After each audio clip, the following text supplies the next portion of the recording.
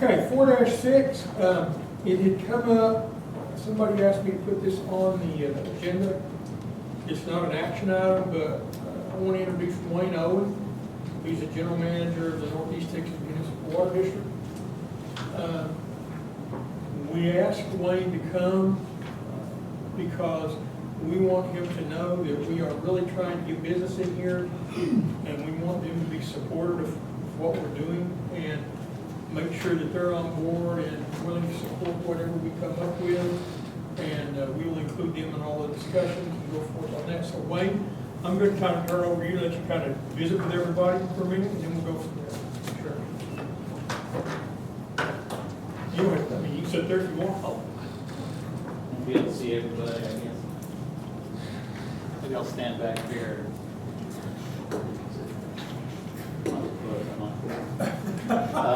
My name is Wayne Owen. I'm the general manager of the Northeast Texas Municipal Water District. We operate the water treatment plants that provide water to Lone Star, Pittsburgh, Hugh Springs, Dangerfield, Avenger, Jefferson. Gosh, who did I leave out? Ore City. However, Ore City doesn't take water.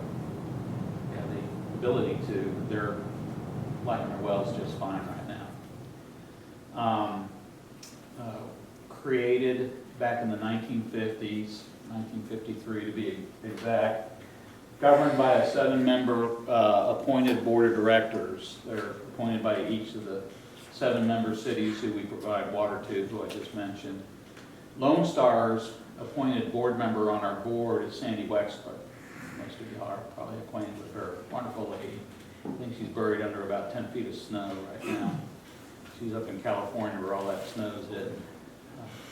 She couldn't be here today, so I said, oh, let me go. So you're stuck with me.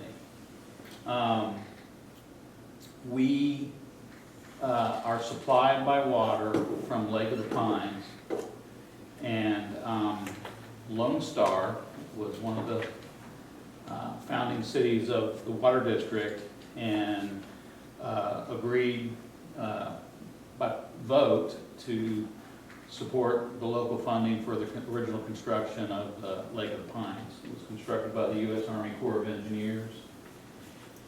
And there was a tax debt paid off by ad valorem taxes, which have long since been paid off. And Lone Star was part of the 7 cities who were who funded those property taxes to pay off the original debt to the federal government on the construction of Lake of the Pines. Lake of the Pines water right is appropriated by the state of Texas. The state of Texas owns all the water in the state. They, through water rights permitting, issue water rights that allow dams to be built, and they're designed to a certain size that allows the dam and spillway to pass the probable maximum flood. So what that results in is a full elevation. At Lake of the Pines right now, that's 228.5, which is basically the elevation above sea level, 228.5, where that full bathtub ring is on Lake of the Pines, 228.5. At that operating elevation, it has a yield of 203,800 acre feet, which is a bunch of water. An acre foot is 325,851 gallons. There's not going to be a quiz or anything, I don't have to remember that. But that's 1 acre foot, and so we're talking 203,800 of those. Big lake, a lot of water. The member cities, of which Lone Star is one, is contracted by the water district and has 47,000 acre feet dedicated to municipal water supply use. 47,000 acre feet. And at 47,000 acre feet is allocated out to the 7 member cities in proportion to the funding that you agreed to fund through the ad valorem taxes that have been long since paid off. Since that time, the water district has had the opportunity to sell water. And we've sold water to several other cities out of Lake of the Pines. One of the cities is Longview, and another city is Marshall.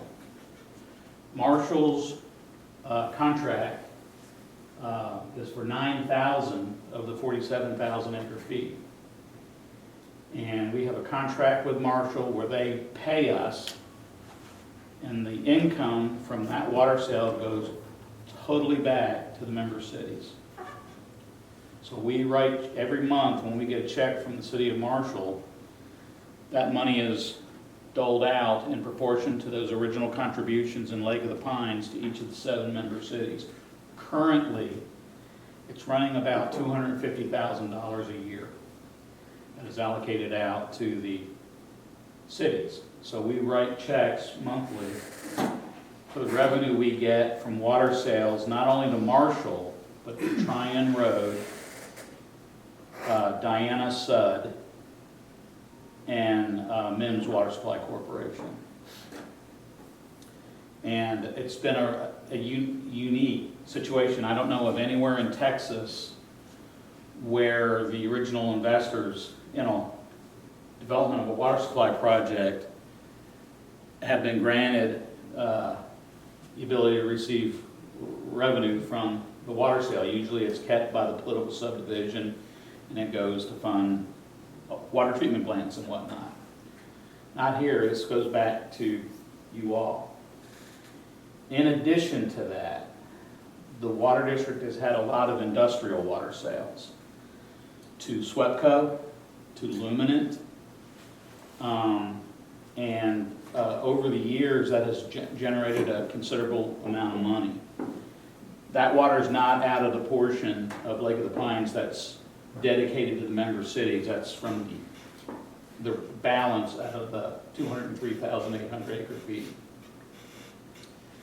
So that income has always accrued to the water district. And at times it was substantial. And as a result, when we built the water treatment plants, we were using cash from those raw water sales to industries to offset the cost of building and operating the water treatment plant. Here, that serves Lone Star, it's the Tanner Water Treatment Plant on 155 between Lone Star and Avenger. And it's an 8 million gallon per day plant. Puts out very high quality water. And we have a staff of 15 people that operate that plant. I'm sorry. The water district has 15 people, 9 of them are involved in operating that plant. Lone Star's fire chief, Landon Tidmore, is our chief plant operator. He's the bee's knees. He's our best operator.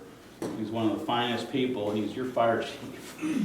And we love this gentleman. He's a terrific water treatment plant operator, top shelf. But anyway, so we have a deep, deep, deep connection with the city of Lone Star in providing the service that we provide.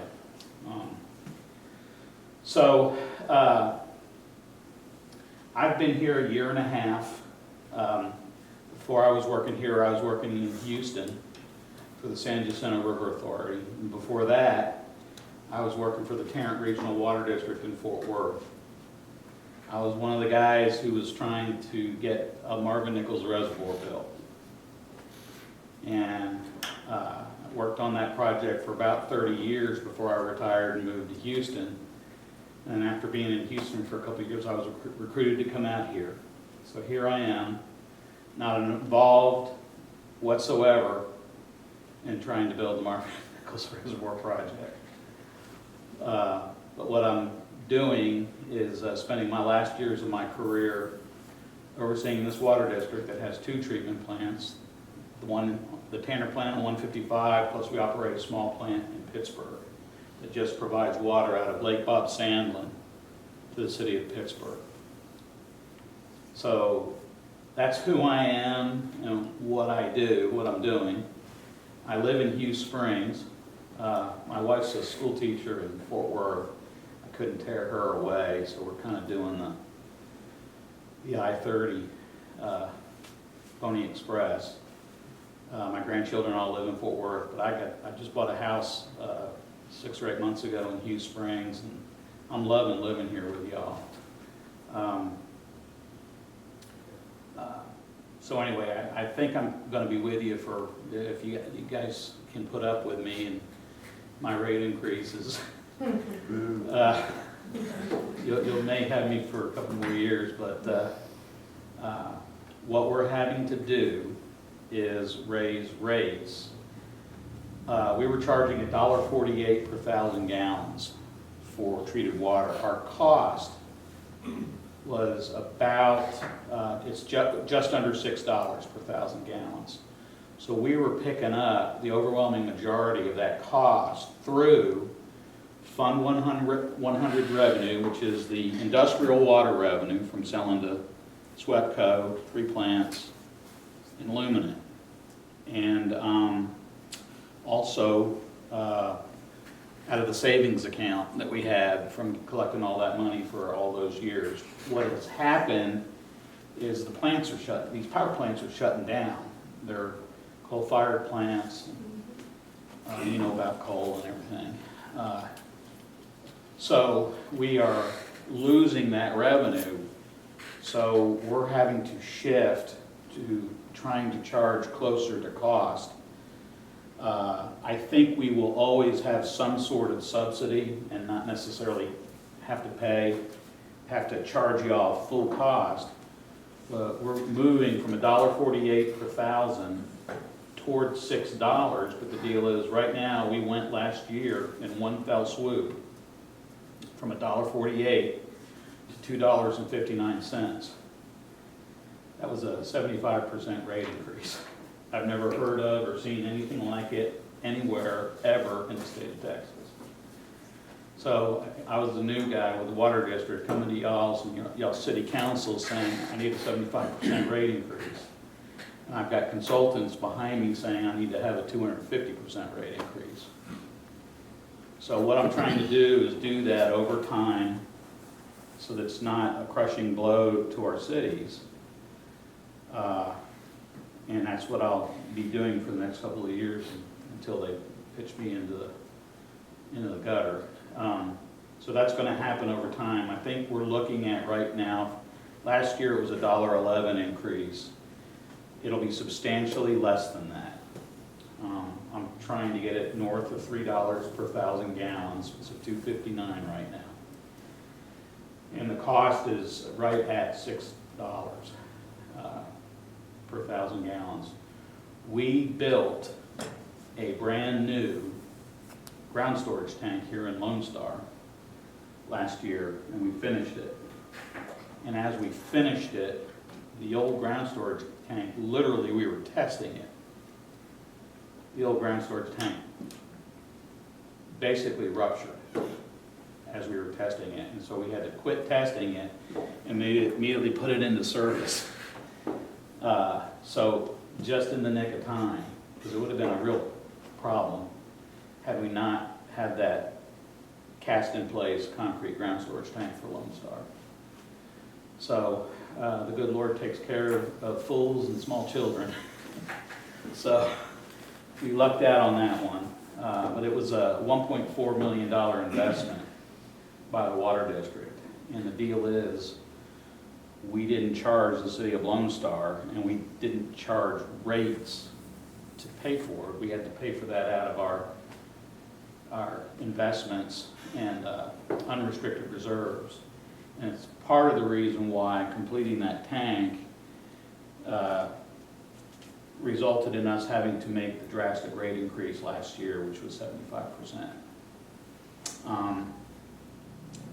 My predecessor did the best he could.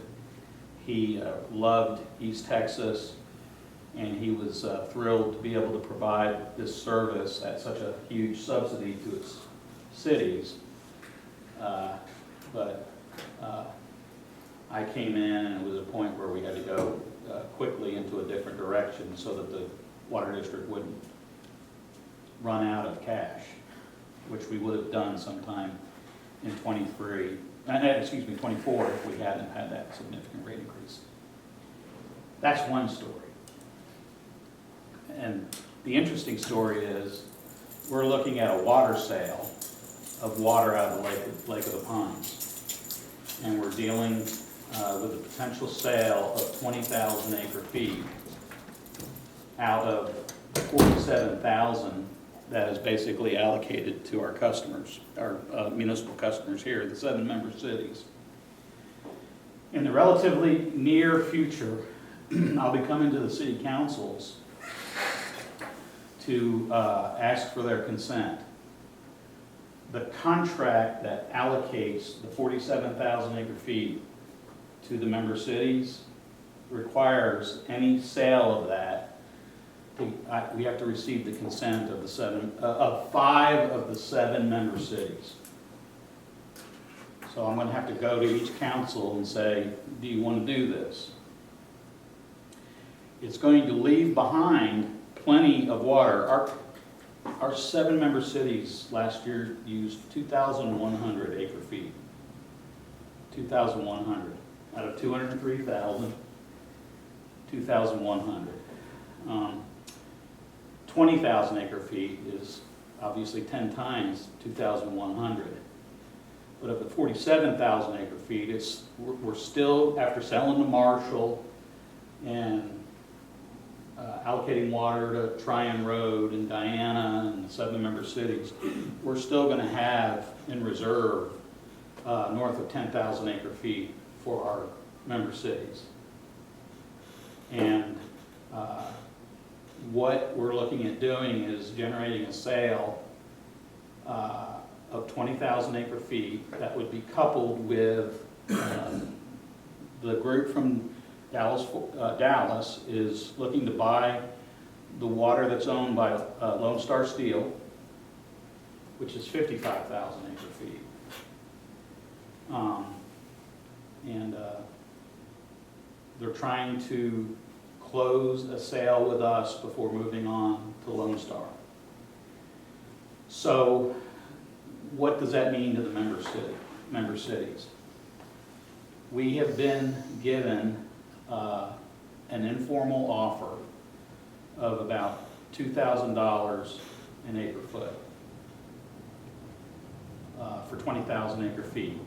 And it would be paid out over 30 years to the tune of about more than $2 million a year to the members, that would accrue to the member cities, allocated in the same proportion that we're currently allocating to y'all, about $250,000 a year. So it'd be north of $2 million. So it's going to be a real windfall for our cities, but there's got to be consensus and consent to selling that. And if there aren't 5 member cities who will say, yeah, let's do this, it's not going to happen. To be honest, I'm not here to try and make it happen. I'm trying to facilitate it. I've got people on my board who are still needing to be convinced.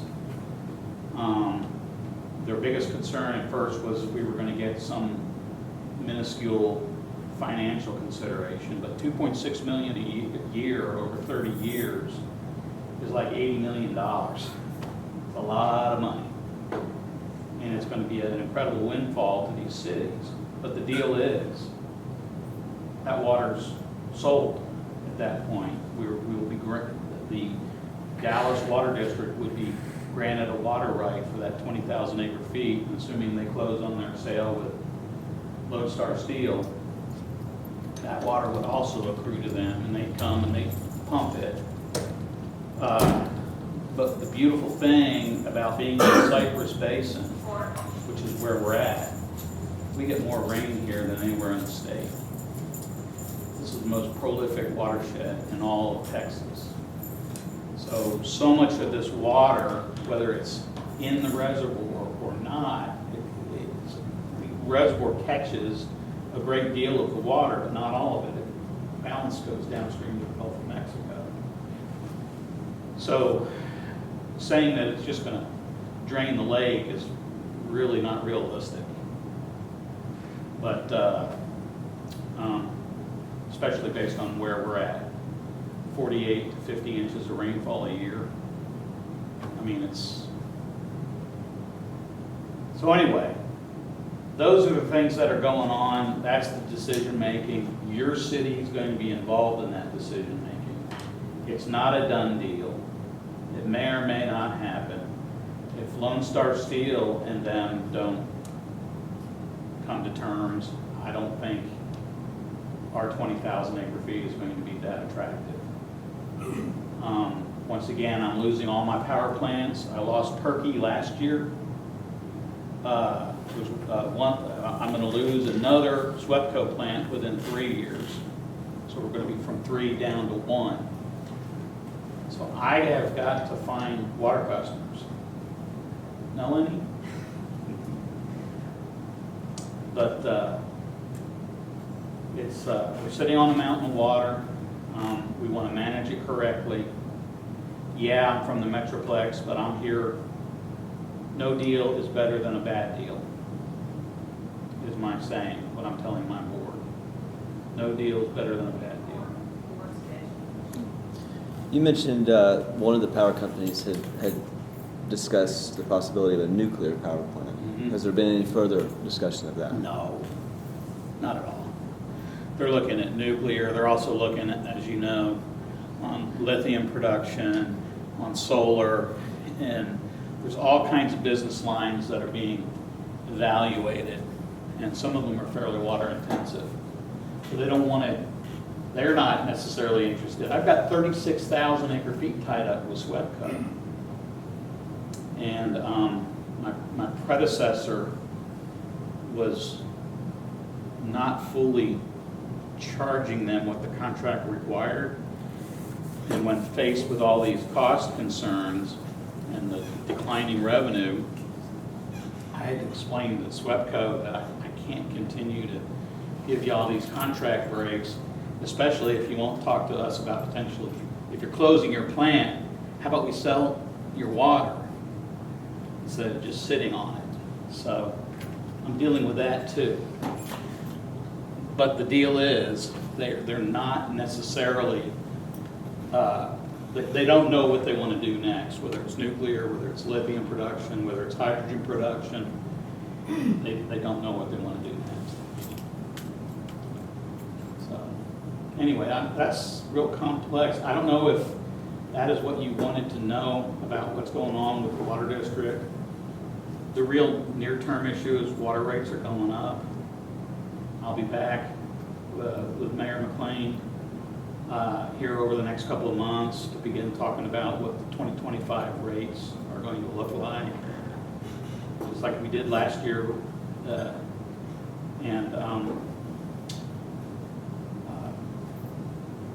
I'll do everything I can, talk to whoever needs to be spoken with.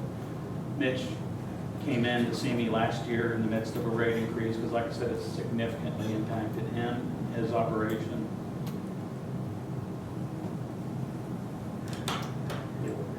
Actually, I did.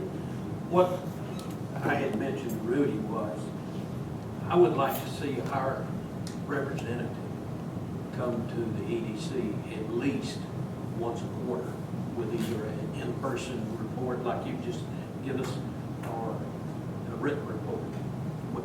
I kind of feel like I'm in the dark.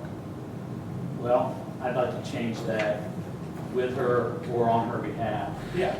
I mean, I have no reason to believe that Sandy's not doing a good job. I've known Sandy for a long, long time. But I would like to see her at the EDC meetings at least once a quarter. I can help arrange that. She would have been here tonight, but for the fact that she's under 10. Well, she's had some bad health issues too. So Right. that's the reason I asked Rudy to put it on the agenda. Sure. And I can help make sure that happens. And when, or if she can't make it on a quarter where it's scheduled, I'd be happy to come in and keep you all abreast of what's going on. Is there a certain level there that you could pull the lake down to, or could they, I mean, I know you're saying it couldn't go dry, but we have been in droughts and I've seen it. I'm just wondering, is there a limit? Have we figured that out? No. But here's the deal on that. The 2011 timeframe drought resulted in what we call a drought of record. Remember I told you how the state issues a permit, and our permit's currently 203,800 acre feet a year? That says that lake can provide that and make it through the 7-year critical period drought. It's still 1 year of water in the lake. Okay, that's the engineering behind that. We have a new drought of record based on 2011. So in a couple of the river basins in Texas, they're updating the water availability models, and they've now reduced that yield, that reliable yield, from 203,800 acre feet to 151. So the deal is, we're not going to be able to sell anywhere near 203,800 acre feet. So with the new drought of record, the way we will manage the water rights in Lake of the Pines will be substantially less than what we would do if it had firm supply of 203,800 acre feet. That is the best answer I can give you right now. But you see my point, they just kept Yeah. pumping. Right, and the other thing is, do you fish on Lake of the Pines by chance? I have, not Well, like that. I just- Yeah, I have fish with me. Yeah, me too, but full elevation, like I was telling you, is 228.5. We are starting a process with the Corps of Engineers to increase that, the top elevation to 230. Right now, it's seasonal at 230. So during the winter months, they'll allow it to come up to 230, and during the recreational period, it comes down to 228.5, back up to 230. So it's perpetually moving up.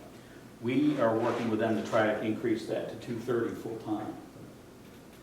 So, because we want to, obviously, we want to support water in the lake, but we're also tasked with working with Caddo Lake Institute, all the environmental interests with Caddo Lake. And we made my predecessor did a really wonderful job at reaching out to Caddo Lake Institute and working with them. There is we are required in our permit from the state, we, the Corps, to make environmental releases from Lake of the Pines. And it's a fairly small amount. It's 5 CFS. It's real small. But we actually supplement those, and have been for years, to enhance endangered, the habitat for endangered species, specifically the paddlefish. I don't know if you've ever heard about any of that, but there's an endangered fish species in the basin. They grow to be about this long and got a long snout. The most craziest, it looks like a shark with a spoonbill. So we've worked with them at trying to increase those, and it's been successful. Caddo Lake Institute have put a lot of rock beds in the creek downstream of Lake of the Pines, and the habitat is such as that paddlefish are coming back. That's the kind of things we're doing, and will continue to do, and to do in a way that tries to keep water in Lake of the Pines as well as Caddo Lake, because they won't. Don Henley, the Eagles singer from Linden, that's his pet project, Caddo Lake. And they're very adamant about protecting the ecology of Caddo Lake and then the Cypress Creek between Lake of the Pines and Caddo Lake. And so it behooves us as water resources managers to find a way to work with them, which is what we've been doing. So, sorry, I hope that was not too much 411, as my daughters would say. Do you have any questions? Comments? I have one more question, I think. Out of the 47,000 acre feet which are dedicated to municipal production, does Longview's come out of that 47,000? No, it doesn't. And they have 20,000? Correct. and they're currently paying 21 cents per 1,000 gallons Got it. of water, and everyone It else. goes up every 2 years. Yeah, but it's just a flat penny every 2 years, right? Correct. And everyone else is at 30 cents, right? 30.69, I believe. And what is this contract that you mentioned being proposed currently It's not. for North Texas? Uh, How would the amount you say translate to 1,000 gallons of raw Okay. water? 30 cents per 1,000 gallons is $100 an acre foot. What I'm talking with North Texas about is $2,000 an acre foot. So is this contract, how long is the contract? Well, once we set our, for Longview and Marshall, those are about 30-year contracts. The sale of water to North Texas will be permanent. They're buying the water right. They're paying essentially a cost inflated that represents having to replace that supply and what it would cost now to build. Y'all paid $6 million. They're going to pay for 47,000 acre feet, say, $6 million. They're going to pay at this current offer, which I don't know if it's going to work or not, but offer on the table is, you know, north of 80 million for 20,000 acre feet. So, but like I said, that's time value of money and all that stuff. So if the sale goes through and we sell, the member cities agree, 5 of them agree to sell 20,000 acre feet of water to this other place, will that impact our water bills other than the cities will get a revenue generated from that? Will they maybe possibly change the water rates that they bill us at because of that revenue that's coming in? Not that revenue. They're wanting to buy from the water district side, not the member city side. They're wanting to buy water from the water district too, okay? That revenue would provide us funding that could also help us offset the treatment cost, okay? Restore our reserves. That would allow us to, you know, not have to Escalate that. escalate to 100% of cost. Okay, right, we were subsidizing 75% of the cost at $1.48 per 1,000 gallons. Right now at $2.59, where we're at today, we're subsidizing 55% of the cost. We're paying for it. But the water district continually is in luck. I mean, they make a lot of money. No, we don't make a lot of money. We have been on a downward spiral, spending through our cash reserves to provide the subsidy. So no, we are spent, the cost of providing our member cities treated water is nearly $4 million a year. Our revenue was just over $1 million. Can't do it. Can't keep doing it. Is that a recent change though, in the last 10 years or something? Well, in the last 10 years, we were getting money from Luminant and money from SWEPCO. And we were taking that money and throwing it against the cost of water treatment. So yes. To the tune of 75% of the cost. That revenue is going down. And we're trying to find a way to replace it. We're trying to sell water.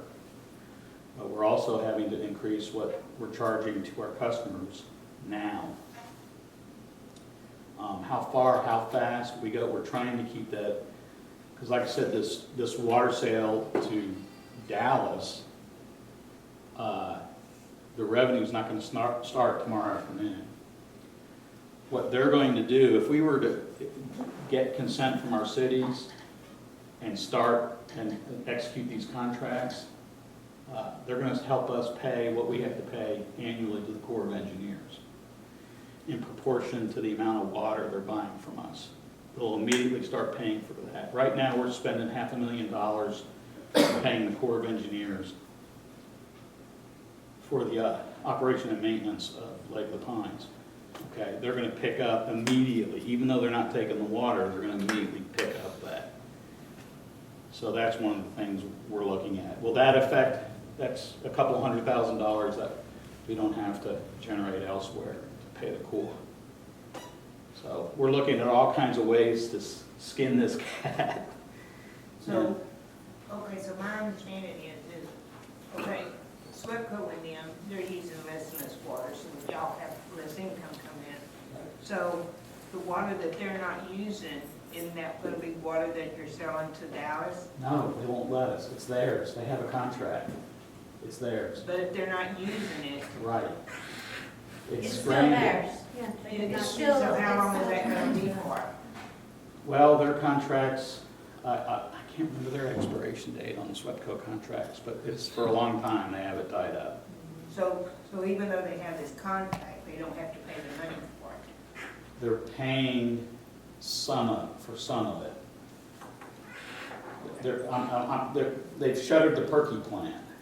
They wanted me to stop charging them. I said, no. So, that's, Bless you, my child. I said, no. So, but like I said, that water's not being used. Another question. Yeah. Y'all mentioned the possibility of building another water treatment plant towards Franklin County or somewhere. Yes, sir. And the rate consultant said that this $6 rate was taking into consideration future capital outlays. No, The possibility of, no? no. Okay. The current cost is $6. And right now, that only has our current debt service programmed into it when we issue debt. But the deal is, I don't think we're going to wind up building that plant. I think somebody else is going to.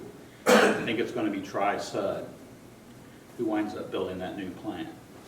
And one other. So I don't know if we're going to issue debt, but I will have to issue debt while I'm your general manager to keep the Tanner plant running.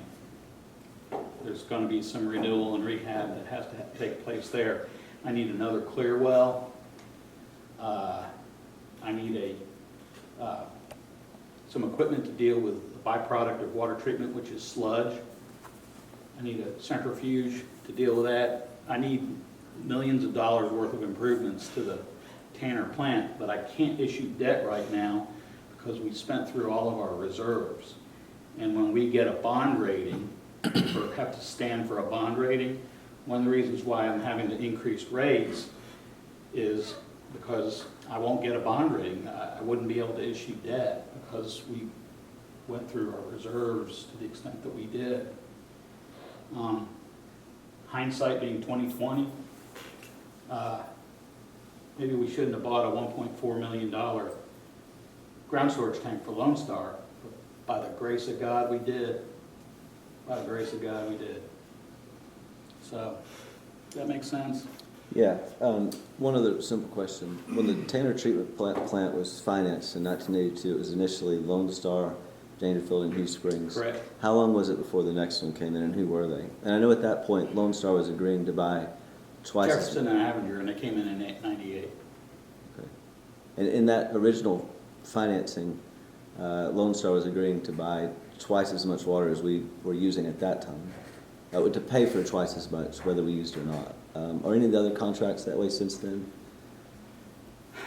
He's asking a good question. Right now, no. We are about to propose, I didn't even get to this, we're about to propose a new contract to all 7 member cities. Because the Lone Star, Dangerfield, Hugh Springs contract has lapsed, and the Avenger and Jefferson contract has lapsed. 5 of the 7 have lapsed. But I'd like to get all 5 on a single treated water contract, and I'm about to roll it out. And one of the things that's going to do is it's going to set annual minimums, and it's also going to identify maximum volumes, okay? The TCEQ wrote up Avenger and Jefferson last year because their contract with us didn't have a maximum, okay? I don't have minimums on any contracts right now except Pittsburgh. Pittsburgh's obligated to take 200,000 gallons a day, which is just barely enough to keep that plant running. And we have to push them and push them and push them to take that minimum volume. So these new contracts are going to have minimums, including Ore City. We're going to propose Ore City, even though they don't take water, that they're going to need to take or pay a minimum amount. Because like I said, we're losing so much money on our treated water, I've got to find a way to recover it, and they need to pay at least some modicum of revenue to us because of the capacity they have in the Tanner plant, but they're refusing, not willing, not wanting, they're wanting to just totally stay on their wells. So yeah, I don't have minimums in the existing contracts. The new one that I'm about to circulate to all 7 cities will. And, but what you saw in those earlier contracts was an average volume. Dangerfield, Hughes Springs, and Lone Star was like 40, 30, and 50. 0.3, 0.4, 0.5, something like that, MGD. Anyway, sorry, that's all too much for one. I'm so sorry. I'll sit down if you. Oh, that's fine. Well, hey, Wayne, thank you. Yeah, my pleasure, and we'll get Sandy and I, or Sandy and I. And main thing is, some of these folks may be getting in touch with you. Sure. As we have proposals from businesses wanting to move in, we may come and visit with you and just touch base with you, so we can all be on the same page. Just up the road. Okay. All right. Happy to meet with y'all and any prospective business at any time. Thank you, sir, we appreciate your time. Okay, no other questions? Okay, I want to move to one of the action items right quick, we're not there, but Josie has to leave here in a few minutes. And I want to move over to action item 5-3. You have some information in your packet.